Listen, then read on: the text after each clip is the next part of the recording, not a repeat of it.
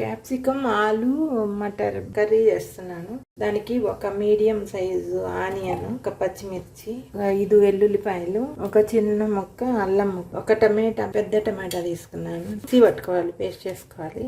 Curry చేయడానికి కొంచెం oil తీసుకున్నాను. కొంచెం శనగపప్పు, కొంచెం మినపప్పు, కొంచెం జీలకర్ర, కొంచెం ఆవాలు బ్రౌన్గా వచ్చేలాగా వేయించుకోవాలి. దీంట్లో ఒక బిర్యానీ ఆకు ముక్కలు చేసేస్తున్నాను. బ్రౌన్గా వచ్చాయి. ఇప్పుడు ఒక చిన్న ఆనియన్ సన్నగా ముక్కలు కట్ చేసుకున్నాము. కట్ చేసిన కరివేపాకు, కొంచెం పసుపు, సాల్ట్ వేస్తే కొంచెం ఆనియన్స్ త్వరగా వేయటానికి కొంచెం వేసుకున్నాం. ఇది కొంచెం బ్రౌన్గా వేయాక ఒక క్యాప్సికమ్ తీసుకున్నాను. ఇలా ముక్కలు కట్ చేశాను మీడియం సైజులో. క్యాప్సికమ్ కొంచెం త్వరగానే వేగుతాయి కాబట్టి ఎక్కువ వేగనవసరం కూడా లేదు. మనం చేసుకున్న ఆనియన్ టమాటా పేస్ట్ వేసేస్తాము. ఇది కొంచెం బాగా ఆయిల్ బయటకు వచ్చేదాకా వేయించుకోవాలి, పచ్చి వాసన పోయేదాకా. ఇలా పచ్చి వాసన పోయే వరకు వేయించుకొనేసి దీంట్లో ఇప్పుడు కావాల్సిన మసాలాలు వేసుకోవాలి. ఒక చిన్న పచ్చిమిరపకాయ వేసాను.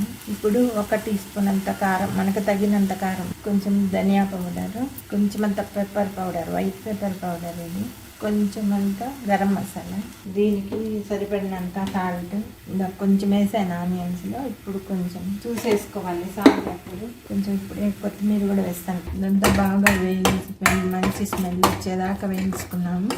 ఆలు మటరు వేసి ఉడికించుకున్నాను. ఇలా 2 ఆలు, ఒక చిన్న కప్పు మటరు, బఠానీలు అవన్నీ వేసేస్తున్నాను. ఇవి బఠానీలు, ఆలు ఉడికించుకున్న నీళ్లు. చాలకపోతే ఇంకొంచెం మంచి నీళ్ళు వేసుకోవచ్చు. ఇంకో 1/2 గ్లాస్ నీళ్ళు వేసాను. ఇవన్నీ బాగా కలిసిపోయే వరకు ఉడికించుకోవాలి. అన్నీ కరెక్ట్గా సరిపోయాయి. కారం అంతా, ఉప్పు, ఇక కొంచెం నెయ్యి వేసుకుంటున్నాను. టేస్ట్ బాగుంటుంది. ఇలా ఆయిల్ తేలే వరకు ఉడికించుకుంటే సరిపోతుంది. స్టవ్ ఆఫ్ చేసుకోవచ్చు. ఇది సీజన్. ఈ సీజన్లోనే బఠానీలు బాగా వస్తాయి. ఇలా క్యాప్సికమ్ ఆలు బఠానీ కర్రీ చేసుకున్నామంటే టేస్ట్గా ఉంటుంది. పూరి, చపాతీ, రైస్లో కూడా తినవచ్చు. ఇలా మీకు నచ్చితే చేసి చూడండి.